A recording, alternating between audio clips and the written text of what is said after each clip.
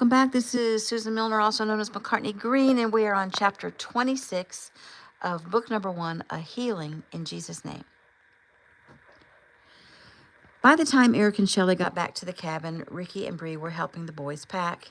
It had been decided that Ricky would drive them home, stay the night, and in the morning head back up to the cabin. Bree would stay and take care of the boys this time because Eric felt that he may need Ricky sparring against Shelley.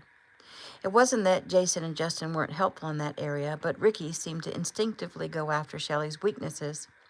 Soon, they were kissing Shelley goodbye. Shelley stood at the passenger side of the car and hugged Bree. Bree smiled sweetly at her mother. "It's so good to see you standing there, Mom. I sort of hate to leave." "I understand, sweetie, really I do. But I promise to be here when you get back," Shelley assured, smiling as she stroked her daughter's lovely face. "You take good care of the boys." "I will." Bree bit her lip and looked into her mother's eyes. She desperately wanted to share the things that she and Ricky had discussed. "What is it?" Shelley asked. I want to talk to you about something." She glanced at Ricky. "We'll be right back," she said as she walked her mom down the drive. Ricky frowned, knowing good and well that she was going to discuss their relationship with her mother. He sighed. Well, of course she would. They are mother and daughter. Bree linked her arm in Shelley's. "I didn't want to upset you, Mom, after all you've been through, but I thought you'd want me to talk to you about this. We've always been so close and all. Well, Ricky and me, well, we had a long talk." Shelley nodded. "And you've decided you're in love?" "What?" "No, Mom," Bree said impatiently. "I mean, he's great and really sweet, but I'm not ready to be in love with just any one guy." "Well, then what?" Shelley asked. "Mom, ugh," Bree whined. "What? Did you guys have sex?" Bree laughed. "No, but really, I wanted to. We, made out and stuff. Well, I mean, he is such a hottie." Okay. Well, then what did you want to discuss?" "Well, it's about sex." "I thought you just said we didn't, and that's the problem. He doesn't want to have sex with me. I mean, what is wrong with me?" Shelley hugged her. "Not a thing. And I'm sure it's not that he doesn't want to. It's probably more like he has respect for you. And if he's anything like his dad, he doesn't have casual sex." "Are you saying that you and Eric haven't?" Shelley nodded. "Right." "Oh, Mom, that is so weird." "Well, I think it's kind of cool," Shelley said with a shrug. She reached out and stroked her daughter's cheek. "We didn't go to church when I was bringing you up, and if we had, we may have learned that promiscuity causes a lot of trouble. I should have known from getting pregnant with you, but I guess I'm a slow learner. Now, I've developed a healthy respect for people who've learned to be in control of their passions and don't just go out and do whatever they want whenever the urge strikes." "Good grief, Mom, that is so, I don't know, boomer." Shelley smiled sweetly at her daughter. "Well, just think about it, okay? Instant gratification ain't all it's cracked up to be." She looked back at the men. "So what about Ricky now?" "What about him?" "Well, I mean, are you mad at him, or will you continue to see him?" Bree shrugged. "I don't know. I mean, maybe sometimes. It's not like we're dating or anything." Shelley frowned. "How does Ricky feel about that?" Again, Bree shrugged. "Well, I guess he's cool with it. Look, I'd better get going." She hugged her mom and ran back to the car and slid into the passenger side. Shelley gave Ricky a goodbye hug and waved as they drove away. Inside, Eric commanded, "I want you to rest for a while." "Eric, let's try the films again. There isn't 1 minute to waste." He agreed, and Shelley tried hard to concentrate. She kept asking them to rewind and repeat their questions, but they were patient with her. Finally, though, she leaned her head on the arm of the couch. "Well, look at her sidekick," Justin pointed out. "She's off balance. What defense would you use?" I'd probably use a roundhouse." "Try again," Eric said, placing a hand on her back. "Shelley?" He peered over her shoulder. She was sound asleep. What do you think?" Justin asked as he eyed Shelley. Eric shook his head and sighed. "To be honest, I'm pretty worried." Eric answered truthfully. "She's not herself. I think it's been too much. She was already emotionally unstable from other traumas when I first met her, and after everything has happened this year, it may just be too much. I'm not sure she can pull out of this, at least not in time. So what are you going to do? Jason asked. Well, what I want to do is take her away with me to share my home and live happily ever after. However, she wants her freedom, and she's stubborn, and she says she wants the mark more than anything. She says stagnation kills. She says she must be able to continue to grow and progress. I'm just not sure, after all that's happened, that I'm still capable of giving her what she wants. Justin nodded. Well, I have a feeling you'll find a way. Jason stood. And I have a feeling of extreme hunger. I guess I'm cooking tonight. Later that evening, Eric took a plate of food into Shelley. The fare was simple, rice, veggies, and tiny bits of beef. She was hard to wake, but finally sat up groggily. He spread a towel on her lap and placed the plate on it. Try to eat something, hon. Your body needs nourishment. He placed a fork in her hand and turned to leave, and then turned back. As much as you can. She nodded. He returned with a glass of papaya juice, but he frowned when he saw that she hadn't eaten any food. Don't you like it? What? The food. You know, the food on the plate in front of you? She looked down at it. I feel strange. He offered her the glass of juice. Well, maybe this will give you a lift. But before she could take a sip, the glass slipped from her hand, spilling its contents over the food, the bed, and herself. She looked up at him with sad eyes. There's something wrong with me, isn't there? He sat down beside her. I'm not sure. Tell me how you feel. I feel as though I'm in a fog, or like I'm drunk. He nodded. I'm really hoping it's just because you're tired. You've been through a lot, and your body needs time to rest. He helped her change into dry clothes and carried the plate and glass to the kitchen. Little accident? Jason asked, eyeing the mess. Big accident, Eric replied. She's lost her coordination. She's incoherent. Jason, will you do me a favor and make her some kind of health shake? No problem. Anything I can do? Justin asked. Yes, you can see if those sheets on the line are dry, and if so, bring them to me and help me change the sheets on the bed. Eric and Justin changed the bedding, and Jason brought a strawberry protein shake, and Shelley was able to get it down before she fell back into a deep sleep. I'm calling a specialist first thing in the morning, Eric declared to Justin and Jason, a neurologist. I want to know now if we're not going to be able to pull this off. When morning came, though, Shelley seemed her old self. Smiling and happy, she helped with breakfast and went through a light morning workout with no problems. It was when Eric called the doctor that Shelley got mad. You are obsessed with doctors, she hissed. Well, the only thing I'm obsessed with is you, he argued. And for the next few hours, Eric worked with her free sparring, but he wasn't happy with her performance.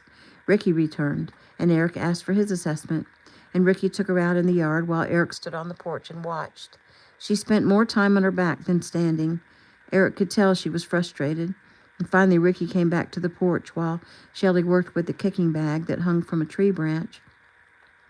Ricky shook his head. Oh, she's bad, Dad. I mean, really bad. She hasn't done this poorly since the first time I ever worked with her. Her timing's off, or more like gone. They watched her kick at the bag. She actually missed it. Twice. A black belt does not miss a stationary kicking bag. They could see her frustration. They heard her ki becoming emotional and desperate. She turned toward Eric. What is wrong? What am I doing wrong? Fix it, she demanded. Eric grimaced, trying to think of something to help her concentrate.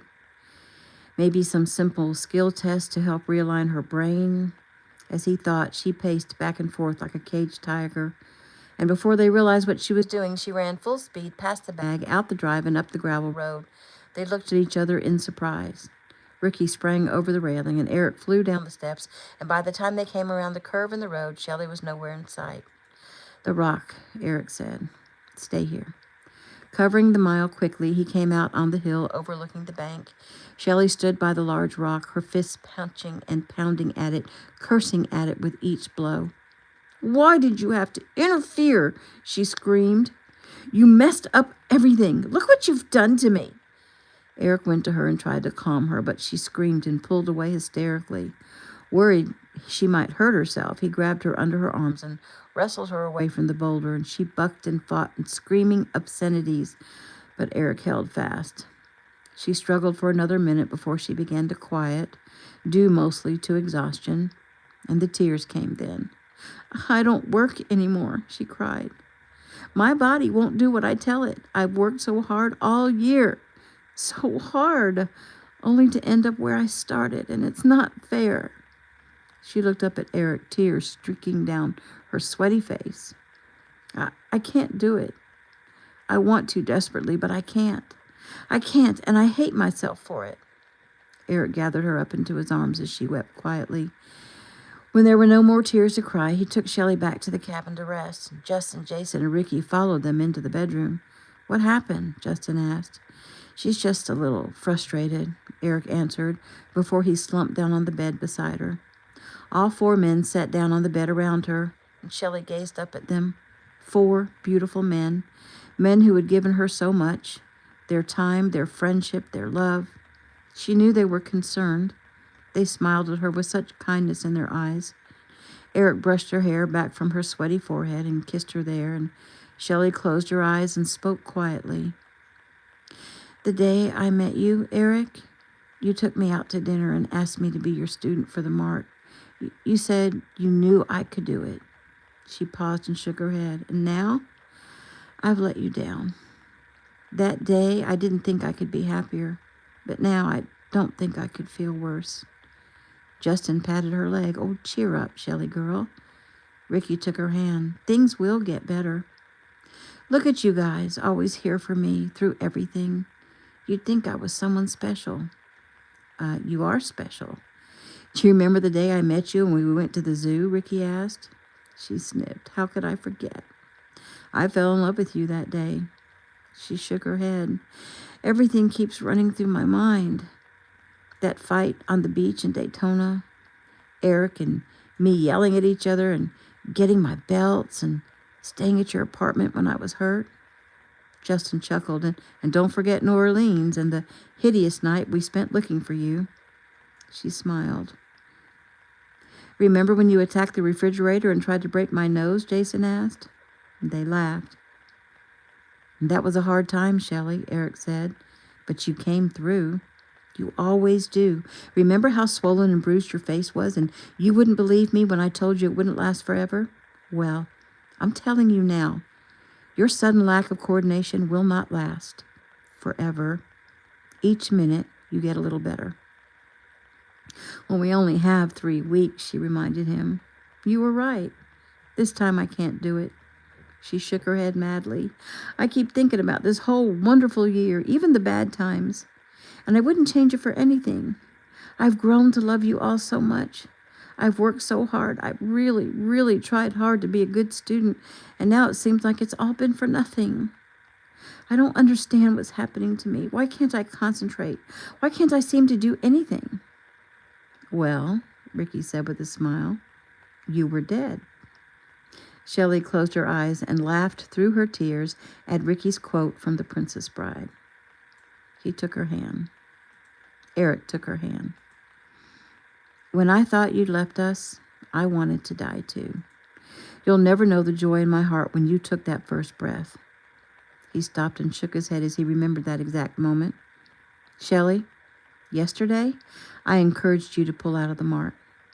And you know what? I was being selfish and lazy. You wanted this for so long, so now I'm telling you, do this, baby. Be strong and don't give up. I'll help you. I know you can overcome this setback and not only go to the Mart, but win the whole darn thing. Well, I'll help you, Shelley, Justin added. She looked from face to face, each one smiling and encouraging her. Finally, she nodded. The next day, Eric drove Shelley into Atlanta to see a neurologist just to make sure there was no damage to her brain. Eric was relieved when the doctor told him she was in perfect health, but Shelley wasn't. Well, then why can't I do anything? She demanded. The doc told them he thought it was mostly due to emotional trauma. So the next stop was to see Dr. Goldstein. She'd responded to him so well before, Eric was hoping for another miracle, and Dr. Goldstein worked them in for a lengthy office visit, and he and Eric worked together to set up a special plan. plan. Eric felt confident. Shelley hoped it would work. There were a lot of people with a lot of money invested depending on her outcome at the mart. The plan was based on high vibrational waves. Anything happy, joyful, and positive was focused upon. Nothing negative or sad. No anger or frustration. It was a power of positive input plan. When Shelley worked out, they were by her side, offering praise and a lot of good jobs and high fives. If she messed up, it was not mentioned. Only the good stuff was highlighted. They spoke as if she'd already won. No one argued in front of her or mentioned anything that would have any negative connotations. Prayer circles, meditations, and envisioning Shelley as healthy and as a champion were practiced daily.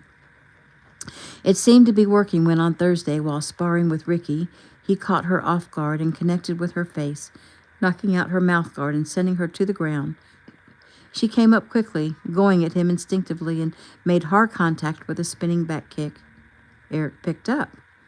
Eric perked up. That was more like the Shelley from a week ago. It was working. He encouraged everyone to keep it up and reminded them that no one was allowed to hold on to a negative thought. Bree and the children arrived that evening, but Shelley barely had time to see them until her bedtime when they participated in a family prayer circle. After Shelley was asleep, Ricky took Bree for a walk in the moonlight to explain all that had taken place concerning her mother. Then he turned his attention to her. "So, how was your week?" he asked. "Boring, but fine. I guess I'm used to a lot more excitement than babysitting." She leaned against a tree. "We could make some excitement of our own," she offered. Ricky smiled. "We could." He knew he was walking on thin ice, but the opportunity to be close again to the girl he loved was too tempting. He took her in his arms and kissed her. He hadn't meant to get so carried away, but when they sank to the ground and he continued kissing her, he stopped, though, when his brain started thinking about breaking his covenants with God, and he pulled away and stood and pulled her up. "Well, then, that's enough of that." She giggled and didn't argue, and for that he was grateful. They brushed leaves and pine straw from their backs and meandered back to the cabin to see what the sleeping arrangements would be. Mark and Joey were asleep in one twin bed. The other was saved for Bree. Eric occupied the sofa, and Jason and Justin each had a sleeping bag on the floor, and Ricky unrolled his own bag and joined them. By Saturday, the sparkle came back into Shelley's eyes as she became pleased with her own performance. She was having talk therapy sessions every day with Eric. Prayers, meditations, massages, acupressure, and the plan seemed to be working. Bree and the boys left Sunday night as usual. The distractions gone, Monday morning followed the strict routine again, giving Shelley no time to be lonely. They were becoming excited about her progress. She was almost back to normal, still moving a little bit slow, but very close back to excellence. She studied films of her opponents and was able to answer all the questions. And Eric asked everyone to keep up with the positive input plan. Tuesday and Wednesday, Shelley actually sparred well against all four men. So well, in fact, that on Wednesday afternoon, Eric gave her a few hours off to have some leisure time. It was a spectacular day. The air was drier than usual, the sun bright, and Shelley longed to soak it up. Deciding just how she wanted to go about doing that, she went outside in search of Eric, but neither Eric, Jason, nor Justin were anywhere in sight. She did find Ricky, however, her current sentry, and asked him to escort her to the rock. First, she went back inside to write a note. "Dear Eric, I am at the rock, becoming one with it. You are invited to come down. Love, Shelley. P.S. Everyone else, stay away." Ricky accompanied her down to the rock and left her there. Once she was sure he was gone, she began stripping down to her bathing suit and slathering the lotion over her body. She took the braid out of her hair, letting it blow free in the breeze. The top of the rock was warm from the sun's rays so that it felt like a sauna the earth had created just for her. Feeling very content, she curled up into a lotus position, closed her eyes, and saw herself winning the mart. Eric and the Lee brothers came to the clearing from the far bank. Eric caught Ricky's hand signal and dismissed him. He gazed down, marveling at the beautiful creature who inhabited the rock. She looked like a mermaid sunning herself, her light skin glowing in the sun, her well-muscled body so very perfect in its form. "Eric, you are one lucky man," Justin breathed. Eric came out of his trance, remembering he wasn't alone. "Yeah, well, I'm so glad you guys have an appreciation for beauty, but scram." Jason bowed. We're out of here, master. Silently, Eric made his way down the bank, reached out his hand, and touched Shelley's stomach. You wandered off, he chided, half teasing, since he knew Ricky had accompanied her. I know, she smiled, but I left a note. A note, huh? Well, a note would tell anyone where you are, not just me. Oh, yeah. Oh, I guess I was careless. What are you going to do about it? He swallowed hard as his eyes followed the line of her body. He thought quickly. I really ought to make you do the dishes for the rest of the week. She sighed and turned. Well, instead, would you consider rubbing this on my back? She asked flippantly, handing him the lotion. Oh, he chuckled as he eyed her backside. You're making this almost too easy. If you strike me, you'll mess up this delicious feeling of peace that I've accomplished, she cooed. And, if you don't mind, please don't use those particular words. Well, I wouldn't want to mess up your tranquility, he replied sarcastically, and sorry about my choice of phrases. Obediently, he smoothed the lotion over her skin. She sighed in pleasure. You're always so good to me, Eric. I love you so much. I don't deserve you. He kissed the top of her head.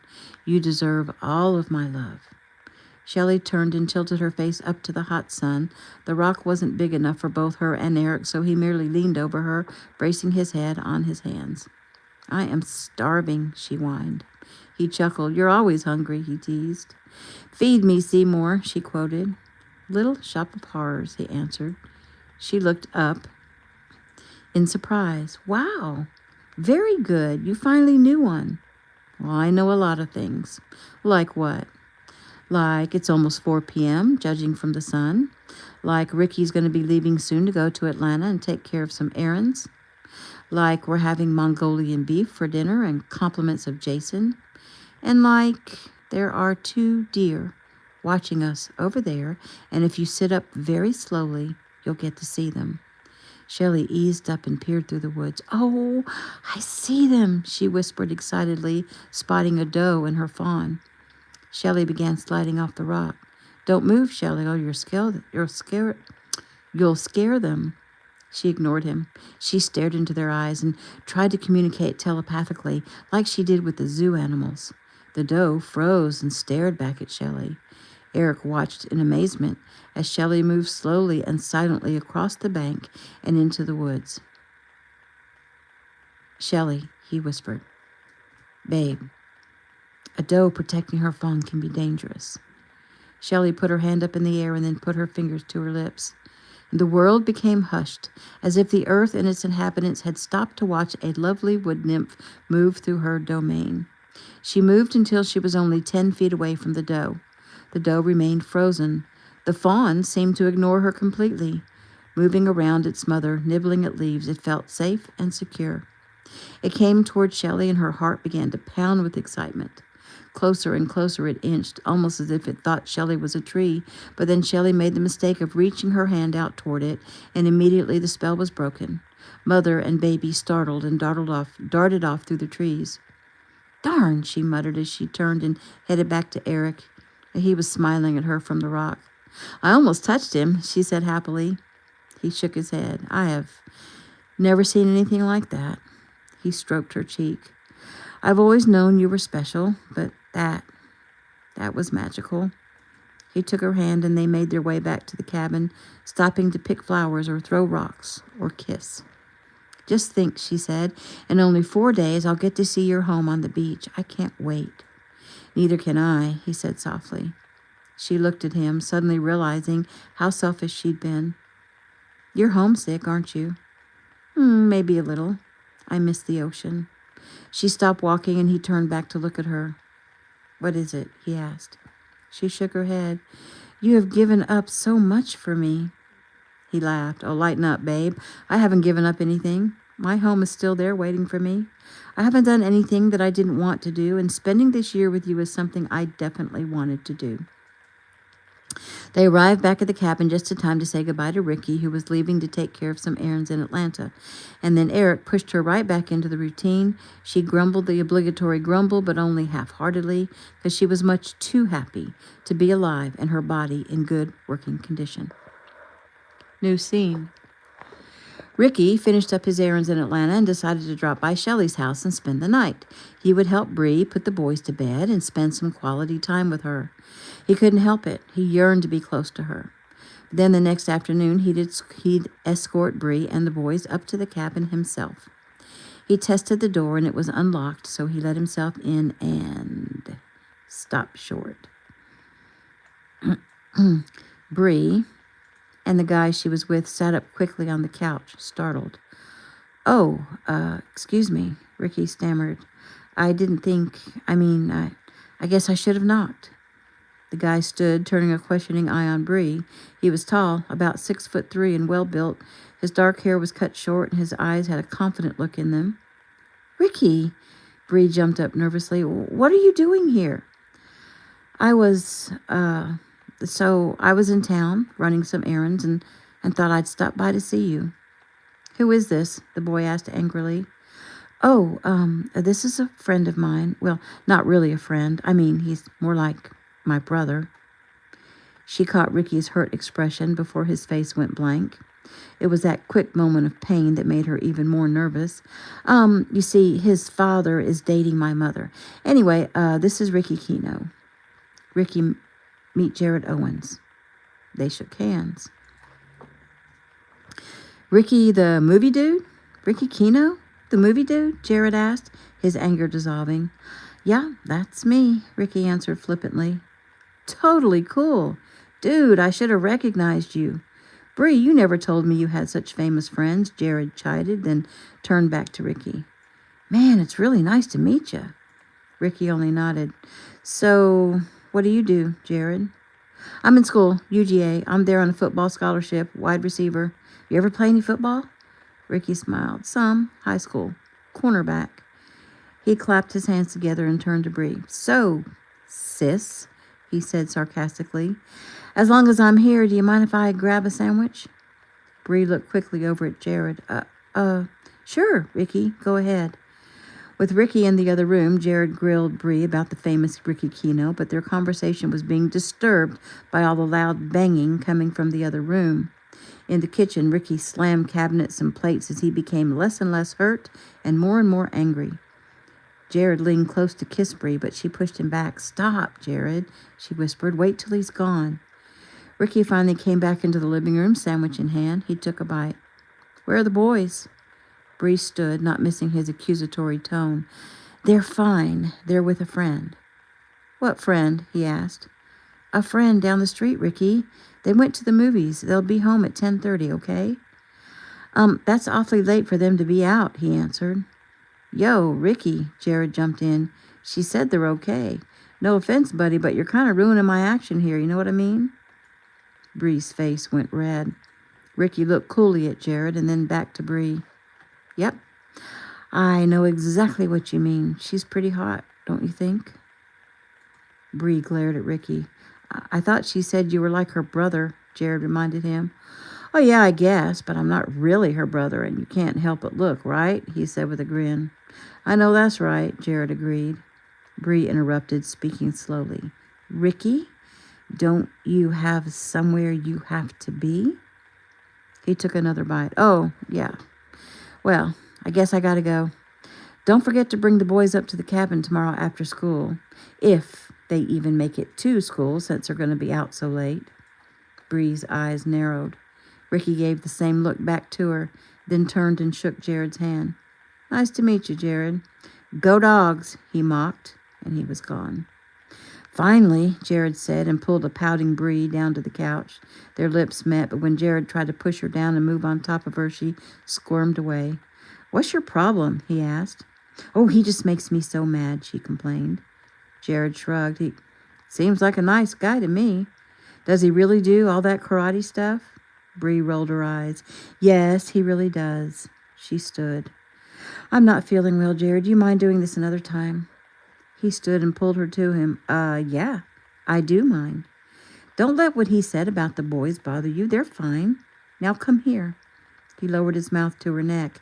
"Ow, Jared, stop," she whined. "Come on, Bree, don't be a tease." He kissed her. "Jared, stop," she said disgustedly as she writhed away from him. "What's your deal?" he said angrily. The deal is I'm suddenly not feeling it, and I need you to leave, she commanded. Leave? I'd rather finish what we came here to do, he countered. She suddenly missed Ricky. We didn't come here to do anything in particular except spend some time together. We have, and now it's over. Goodbye, she declared. I don't think so. You can't do that. Do what? Get me all going and stuff and then just drop it? Well, if you got all going and stuff, it's your problem. Now, I mean it, Jared. Leave. And what if I don't? She picked up her phone and began pushing buttons. He laughed. You're calling the police?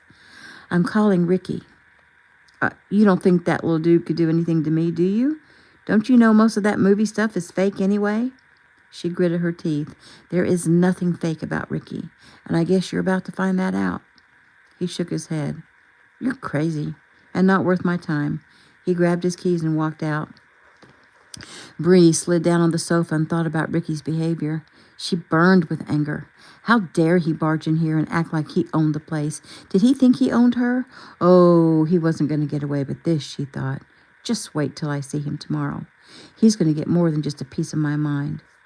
True enough, she had just used his reputation to get out of a tight spot, but she was in that tight spot because of him. He ruined the whole night, and she had no intention of letting him get away with it. Psalm chapter 118, verse 24. This is the day that the Lord has made. Let us rejoice and be glad in it. That is the end of chapter 26.